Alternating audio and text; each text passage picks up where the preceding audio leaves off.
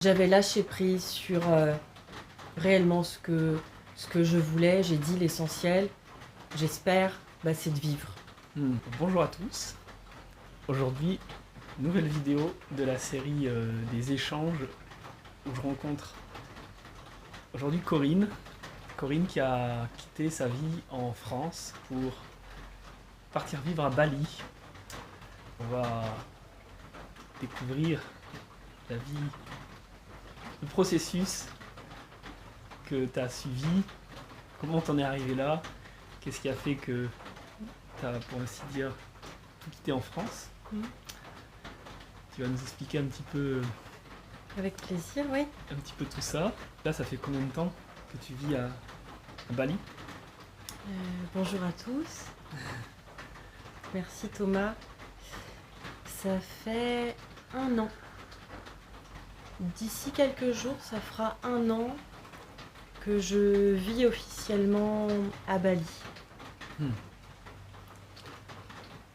Et ça fait là actuellement, ça a fait 1 an que je suis allée pour la première fois à Bali. C'est à peu près équivalent. C'était ton premier voyage. Qu'est-ce qui s'est passé? Qu'est-ce qui a fait que quand tu es arrivé à Bali, tu t'es dit c'est Bali qui t'a attiré ou c'est la France qui t'a... Tu t'es dit je suis plus faite pour la France? Qu'est-ce qui s'est... Quel a été Qu'est-ce qui s'est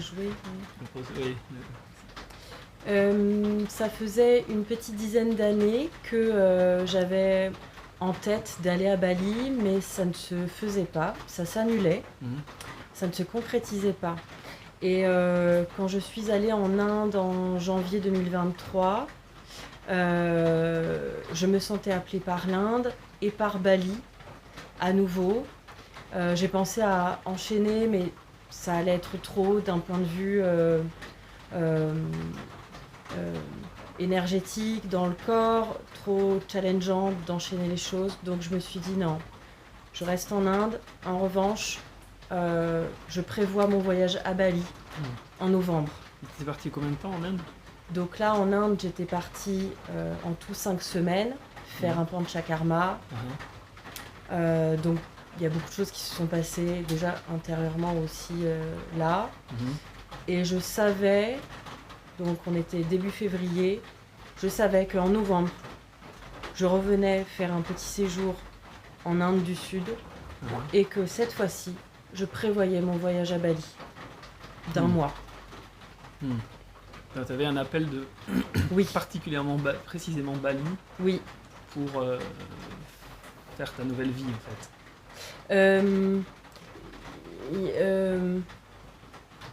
Je programmais mon voyage. Dans un premier temps, c'était plus un voyage d'une certaine durée? En fait, oui, mais là tout de suite, on va pouvoir parler des couches de la conscience. En fait, ma conscience proche de la concrétisation a programmé mon voyage à Bali, mais il y avait une couche plus profonde en moi qui savait, mais qui n'était pas pleinement révélée, mais qui savait qu'à un moment donné, j'allais partir vivre à l'étranger. Mais je ne savais pas ni comment, ni réellement où. C'est-à-dire que ton inconscient savait que ça allait se faire, mais comment, quoi, où? Oui. Les wagons n'étaient pas encore bien raccrochés. Et dans ce processus de l'appel de Bali, en fait, vraiment, où là, ça s'est concrétisé, où c'est tombé à moi, à ma présence, à ma pleine présence, c'est que en fait, quand je suis montée dans l'avion pour partir en Inde, mais j'enchaînais après avec Bali, mais donc quand je suis montée dans l'avion en Inde, je me suis assise à mon siège et j'attendais. Et là, en fait, j'ai entendu clairement, tu vas rester vivre à Bali. Et cette voix était si claire et qui ne répondait pas à une question.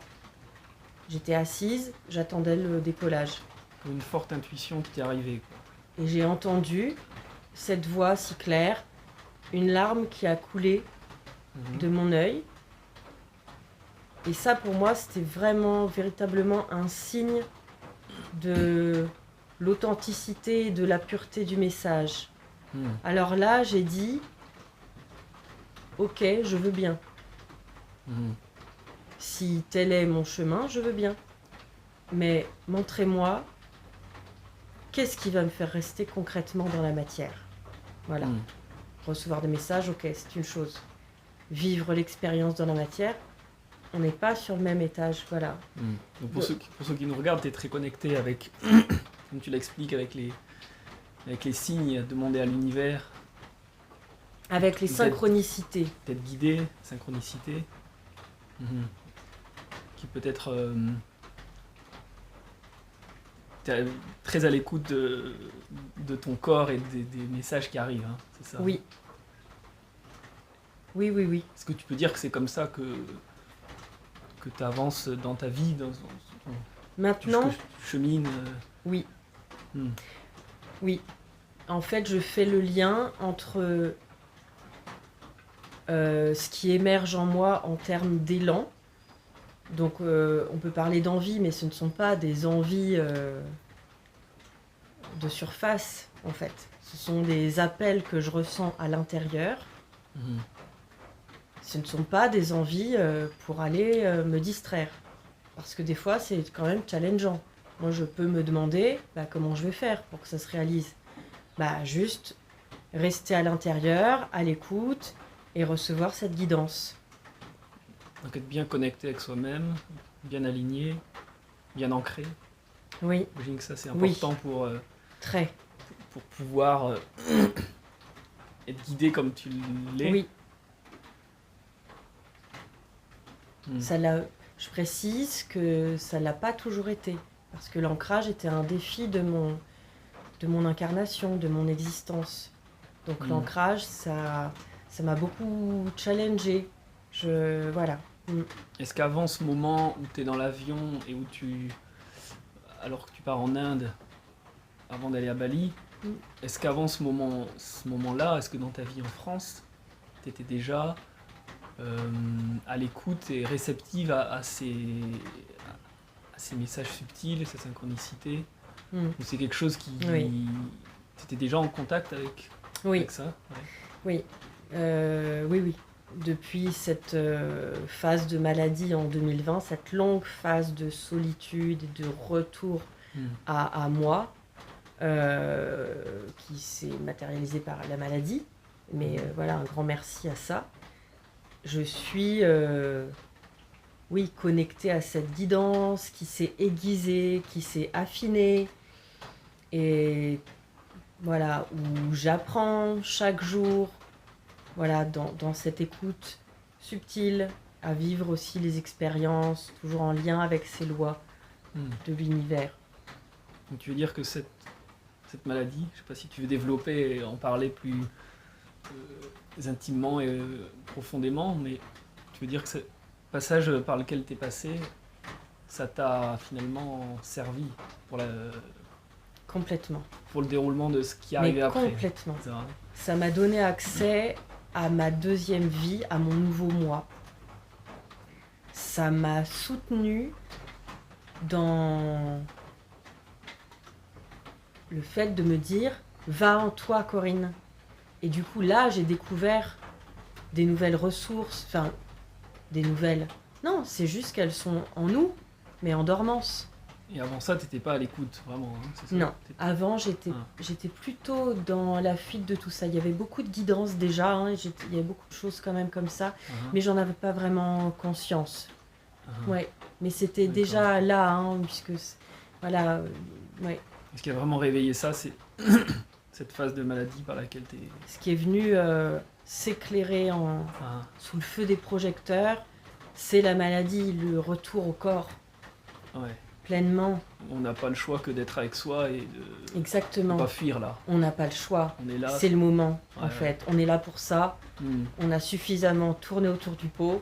Maintenant, on va jouer le vrai jeu qui nous est destiné. On peut plus se mentir, on peut plus... c'est ça? Ouais, plus de détours. Détours, ouais. Faut aller à l'essentiel et à... Oui. C'est ça? Oui. Oui, au but de notre incarnation. Enfin, au but. Se mettre réellement en route sur les rails de notre incarnation. C'est intéressant parce que souvent, quand on vit une maladie assez grave, on peut se dire, on peut voir que le négatif c'est terrible, bon. Là tu as réussi à donc La voir résilience. l'autre côté de la médaille et voir le positif, parce qu'en fait ça t'a montré de plus profond quoi, Tout de suite. finalement. Tout de suite, en fait, ça nous plonge dans la noirceur de l'être, dans la nuit noire de l'âme, dans nos profondeurs, dans ses failles. Mais une fois qu'on s'est connu, une fois qu'on touche le fond de la piscine, on peut que remonter. Alors bon, c'est facile à dire, mais à vivre, en fait, c'est magnifique quand même. Je me souviens que c'était une période pour moi pas évidente par moments, mais qui était extraordinairement passionnante. Une fois que j'avais totalement lâché prise et que j'avais accepté que peut-être l'issue, c'était de ne plus être en vie. Aïe. Mais du coup, je n'avais plus rien, plus aucune pression. Plus rien auquel t'accrocher. Oui, Tu et lâchais donc prise totalement. c'était magnifique. Ah, Parce que j'avais juste à vivre l'instant comme ça se présentait. Et vu que j'avais accès à tout mon être, au monde subtil, j'ai vécu une période vraiment Renaissance. très intéressante. La renaissance est venue plus tard. Ouais. Parce que là, plutôt, c'est l'acceptation de la mort. Et quelque part, l'acceptation de la mort, c'est aussi l'acceptation de la vie. Et même, je l'ai dit, je ne sais pas quel est mon destin, mais j'accepte. Si c'est de mourir, j'accepte. En tout cas, aujourd'hui, j'ai vraiment envie de vivre parce que j'ai pris conscience de tellement de choses que là, du coup, je suis équipée pour une vie totalement différente. C'est très touchant, c'est très... Ça a été transformateur, quoi. Ouais. Ça a été le point de départ, l'étincelle qui a fait que Oui. t'as un peu touché le fond. Là, t'en parles avec beaucoup de joie Oui. et de lumière, mais j'imagine dans ces moments, ça a dû être, comme tu dis, un peu obscur, dark, et Parfois, ça doit oui. pas être, j'imagine, très agréable d'être confronté à qui l'on est, à ces...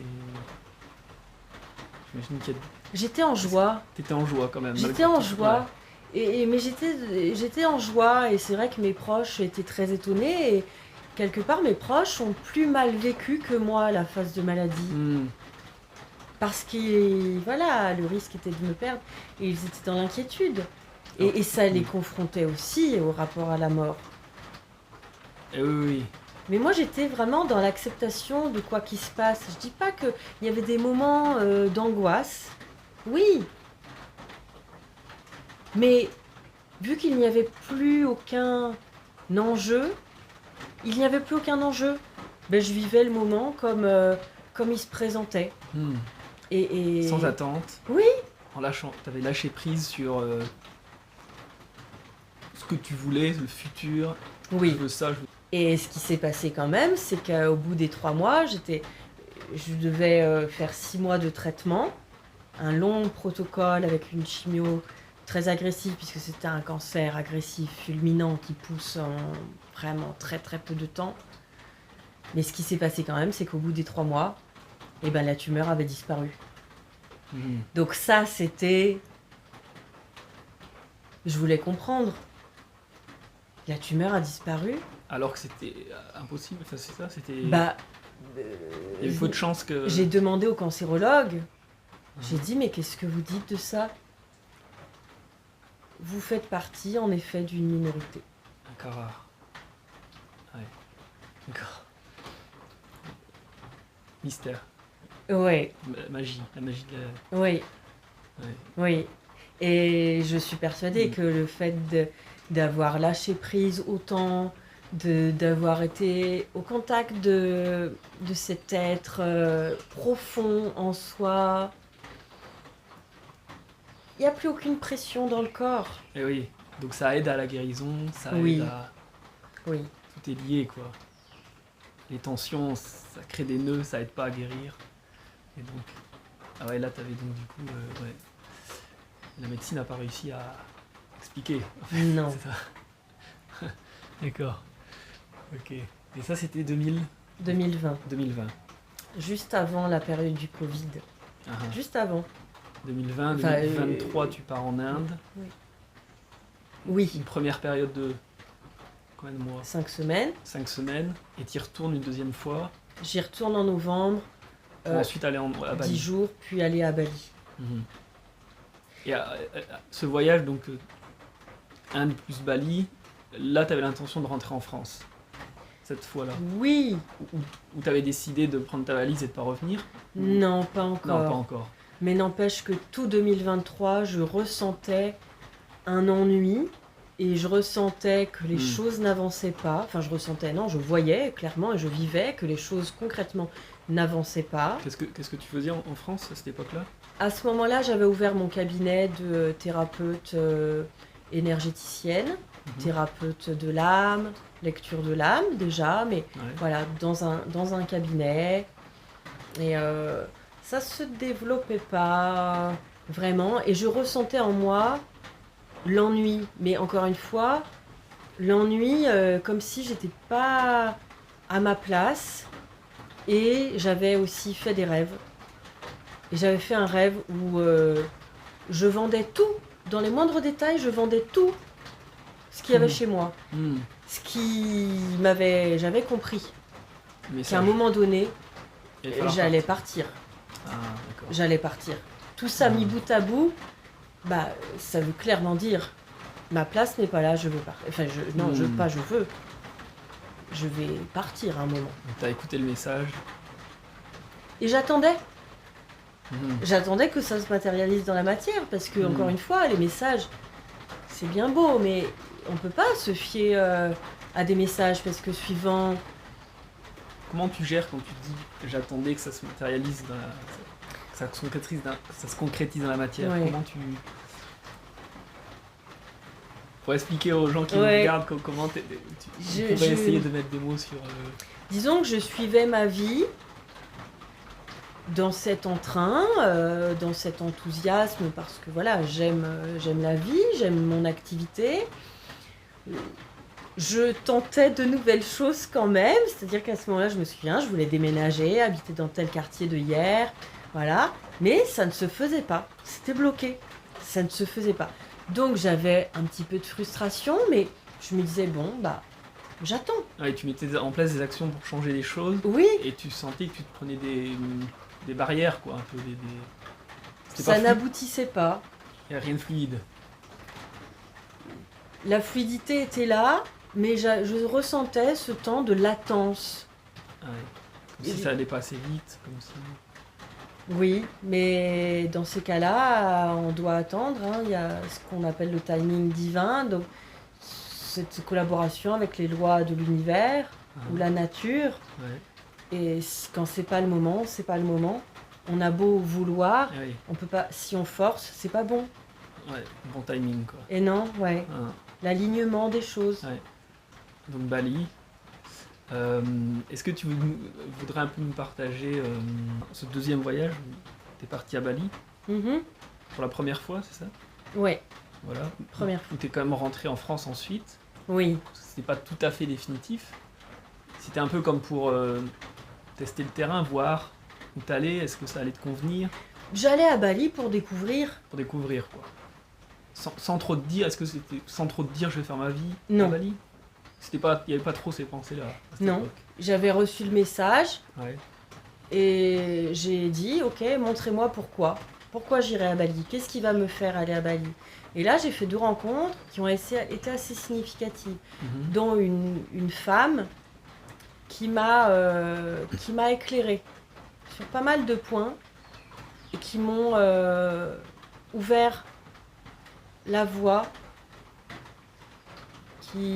Ça m'a confirmé que la suite de ma vie, une partie peut-être, on ne sait pas en fait. Hein, restons pragmatiques. Connectés mais pragmatiques, les pieds sur terre. Mhm. Et que j'allais passer une partie de ma vie à Bali.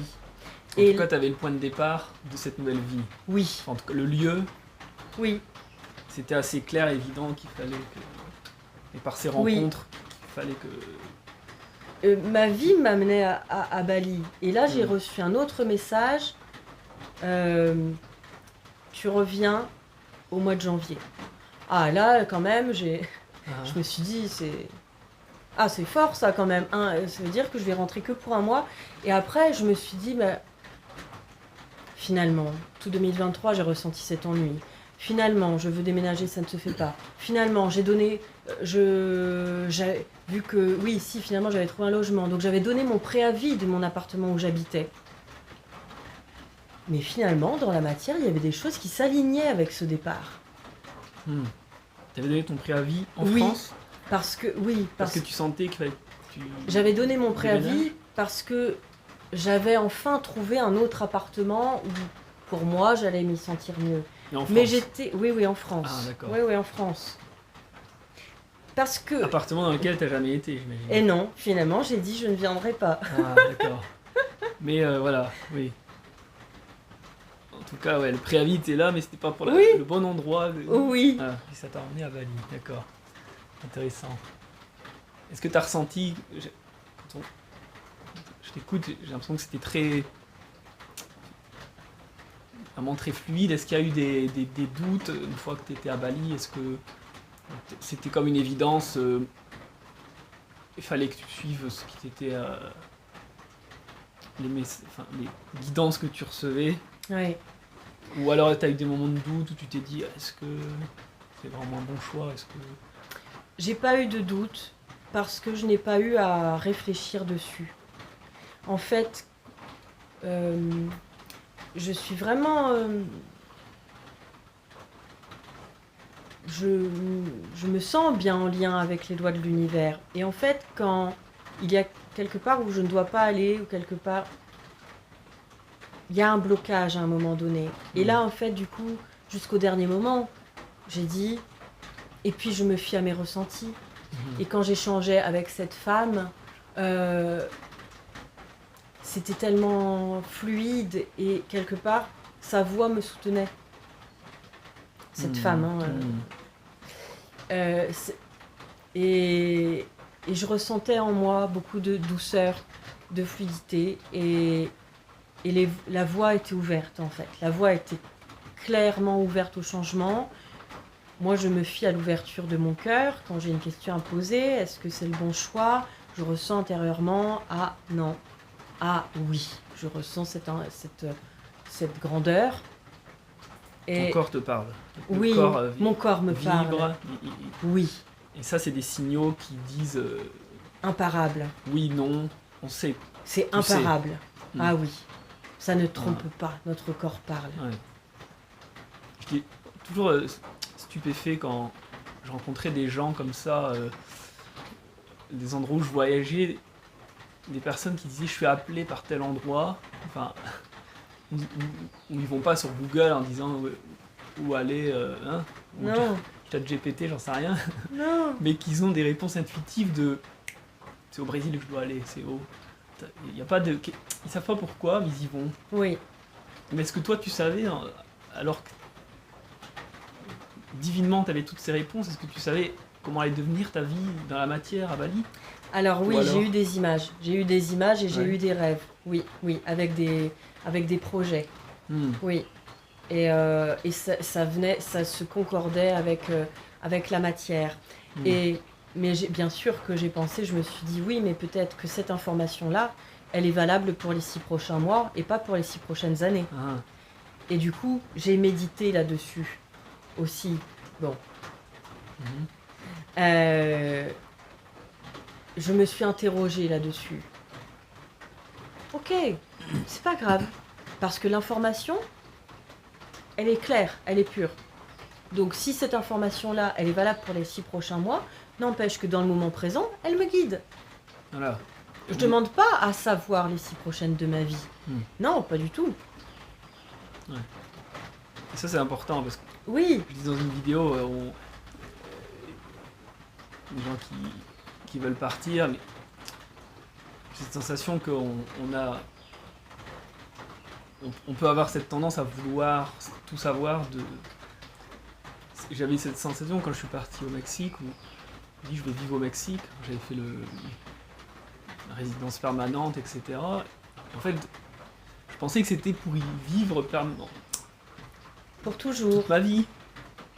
Et en fait, voilà, et je réalise qu'en fait, non. On est guidé à un endroit, mais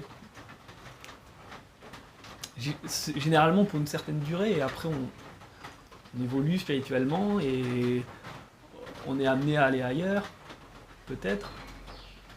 Mais je crois que si on reste avec ce blocage de se dire j'ai su qu'il fallait que j'aille là, et on s'ouvre pas au fait qu'on puisse potentiellement aller vivre ailleurs, bah, ça peut mettre des gros blocages. Ouais, c'est une énergie de contrôle. On a besoin de savoir parce qu'on a besoin d'être assuré. Voilà. Donc là, on part dans le mental. Uhum. J'ai besoin de me dire, d'être assuré que cette information, que je vais pour toujours là. Mais non, la vie évolue, la vie est mouvement perpétuel. Donc, Voilà. Et ça demande un certain lâcher prise, une Oui. certaine. Tu dis écoute de soi, pas de peur. pas de peur, et d'accepter Le changement. le changement. Et comme et tout est changement, la vie, Oui. Oui, tout est impermanent, et donc ouais. oui, Et ça c'est une loi de la nature universelle. n'est-ce pas oui, complètement. Complètement. Ouais. Ah. Et donc là, ça fait 1 an que tu es à Bali. Et Ouais. comment tu t'y sens? Est-ce que tu veux partager à ceux qui nous regardent comment est Avec les plaisir. changements que tu observes, comment tu te sens, qu'est-ce que tu fais qu'est-ce qui te permet de vivre financièrement, voilà, si tu veux bien nous Ouais. partager un peu ce... Disons que Bali, la terre de Bali, l'esprit de Bali, formé par ses habitants, m'a permis de vivre plus librement ce que je suis, avec cette guidance, avec cette activité où j'ai plaisir à guider les personnes qui viennent à moi, les personnes qui parfois trouvent l'inspiration par rapport à ma vie. Et donc j'ai plaisir à les guider. Cette terre de Bali m'a permis vraiment de me sentir à l'aise avec qui j'étais, voilà. Qui j'étais et tout ce que je suis, tout ce que je peux proposer aux personnes. Ce qui m'a appelé aussi, ce qui s'est présenté à moi, c'est de travailler avec l'élément eau au temple des eaux sacrées et proposer des purifications de l'âme, comme voilà, c'est appelé ainsi à Bali. Et donc de travailler avec l'élément eau, bien sûr, parmi tous les éléments. Voilà, nous sommes sur Terre, voilà. Mais donc voilà, et je me sens particulièrement bien et en osmose, en harmonie avec la terre de Bali, qui est une terre d'ancrage et de guérison. Vraiment, vraiment, vraiment, une terre d'ancrage et de guérison. Donc elle nous permet d'être debout, voilà, et d'expanser notre être, notre énergie dans tout ce qu'on peut, dans tous nos aspects. C'est vrai qu'il y a une forte énergie à Bali. Oui. J'ai ressenti qu'il y avait quelque chose que j'avais jamais senti dans aucun pays. Au début, je pensais que c'était le scooter. Je disais c'est magnétique, ça me fait. Ah oui, ok. Et puis en fait, non, c'est. J'avais dit qu'il y avait autre chose d'énergie terrestre, un truc énergétique qui se passe. Oui. On peut pas décrire, mais qui. Sur le plan tellurique, c'est puissant. Hein. Il y a un truc fort. Oui, au niveau de la Terre. Oui. Ouais. Qui réaligne, je sais pas, il y a oui, un truc qui réaligne, qui réajuste, qui nous... Qui peut être déstabilisant, qui peut être un peu... ce qui se oui, passe. le temps de la réadaptation et de l'alignement. Ouais, c'est ça. Oui, parce que ça nous absorbe, et ça nous absorbe, et toujours j'emploie l'image du Tetris. Bah, si on est en Tetris comme ça, bon, bah, on va se sentir bancal, mais on est absorbé, et tac, tac, tac. et ça se plante dans la justesse de ce qu'on doit incarner. Une terre Et ça, d'ancrage alors. on va Oui, dire. c'est vraiment une terre d'ancrage et de guérison, oui. Mm. Ubud, la ville centrale de Bali, Ubud veut dire guérison. Mm. Ouais, ouais. Oui. Mm. Très beau témoignage. Merci. Ouais. Là, on est au Sri Lanka. T'es arrivé il y a combien de temps? Un mois à peu près? Ouais, il y a un à peine. petit mois. On s'est rencontrés en Inde justement pendant dans un ashram. On n'a pas été trop en contact. Je t'ai contacté parce que je voulais faire une cure ayurvédique et je t'ai trouvé par hasard sur Facebook où tu as partagé ton expérience.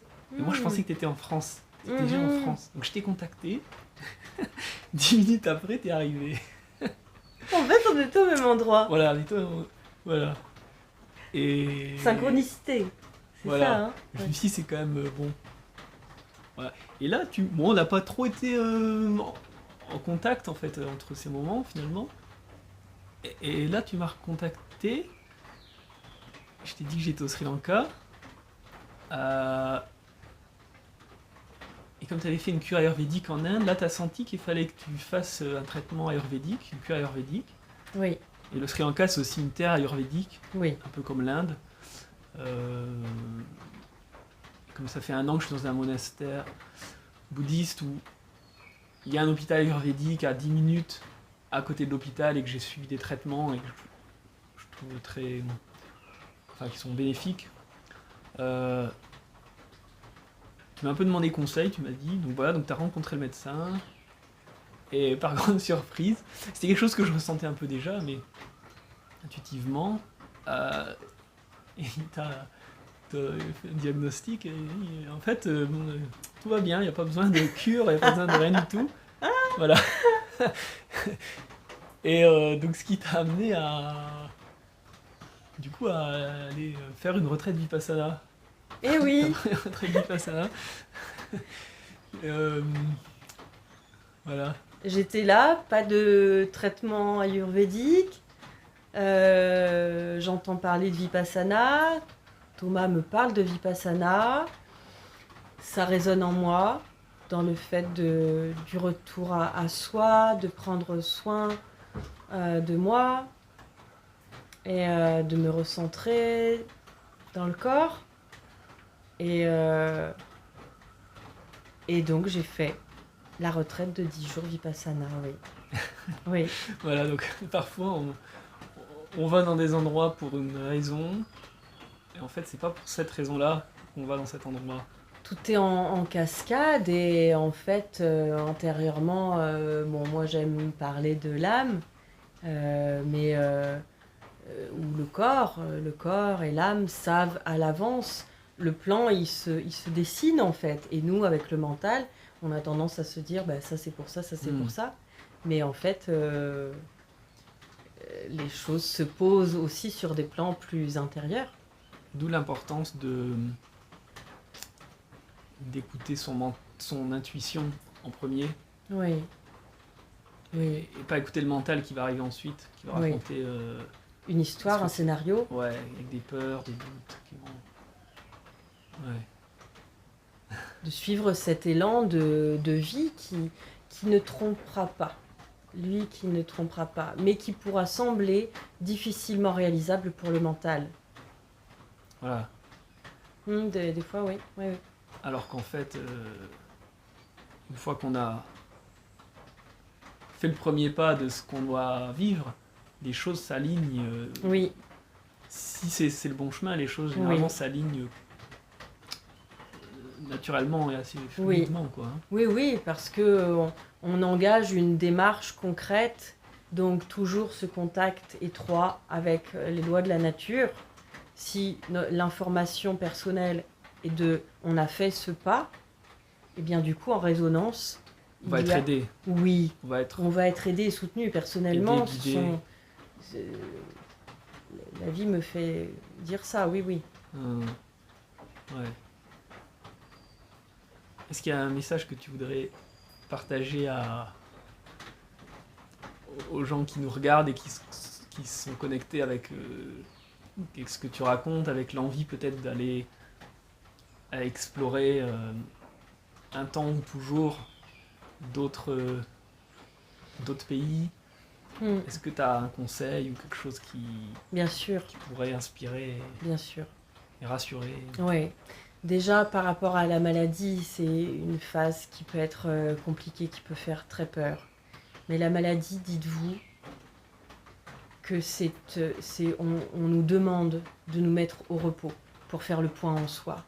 Voilà. On nous demande de nous mettre à l'arrêt. Vraiment. Et c'est toujours valable, ça. C'est toujours valable. Et ensuite, par rapport à la découverte de l'ailleurs, écoutez votre intuition, mais observez attentivement. Alors déjà, pour écouter son intuition, c'est s'observer soi attentivement, mais observez attentivement ce qui vous entoure. Voilà. Parce que le mental a tendance à mettre des barrières et de se dire que ça va être compliqué. Mais tout est possible. Je ne dis pas qu'on peut passer de là à là. Non, c'est pas ça que je dis.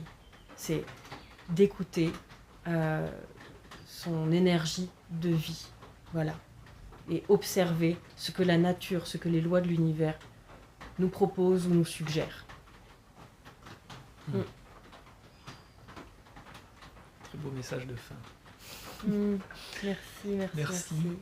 Merci Corinne. Merci Thomas. Pour cet entretien Merci très Thomas. inspirant. Merci. Qui j'espère vous aura donné peut-être une inspiration, des pistes. Vous aura peut-être aidé. Voilà, en tout cas c'est l'intention avec cette chaîne et j'espère qu'il y en aura d'autres. Des entretiens dans ce style. Voilà. On voit la rencontre de personnes qui ont osé et qui renaissent. Oui. Je pense que c'est... Voilà, t'es un exemple parfait de cette... l'incarnation parfaite d'une renaissance, de ta renaissance. Ça. Oui. Merci. Voilà. Merci à vous de nous avoir suivis. N'hésitez pas à liker cette chaîne, activer la petite cloche et à mettre un petit pouce. Et si vous avez des questions, des commentaires, mettez un petit commentaire. Vous pouvez suivre aussi Corinne sur sa page qui s'appelle Corinne YouTube, Corinne Belliard. Corinne Belliard. Voilà. Les réseaux sociaux aussi, Corinne Bell, Corinne Belliard, Instagram. Je mettrai son lien en cliquable sous la vidéo, n'est-ce pas? Et je peux dire un petit mot au sujet de mon livre, je ne l'ai pas sous la main. Ah oui? Mais suite à l'expérience de la maladie et cet éveil, j'ai écrit un livre qui s'appelle Sana Shanti, un chemin de paix et de lumière. Et ton livre?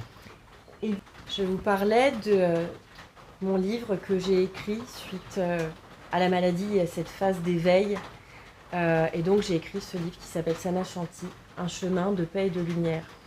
Et c'est un livre vraiment très accessible, facilement à découvrir, et qui est une panoplie de suggestions, de compréhension de notre être, et dans l'écoute subtile aussi de ce que nous sommes intérieurement. Donc c'est vraiment un superbe outil pour aller en quête, pour entrer en quête de soi et découvrir cet univers intérieur que nous sommes. Voilà, édité à la maison Projet Orpheus. Voilà, si tu peux mettre le lien. Je mettrai le cliquable, lien cliquable pour le commander. Voilà, pour le commander, voilà. Le découvrir. Voilà, merci beaucoup. Très bien. Merci à toi Corinne. Merci Thomas. À très bientôt. Oui, merci. À bientôt. Merci.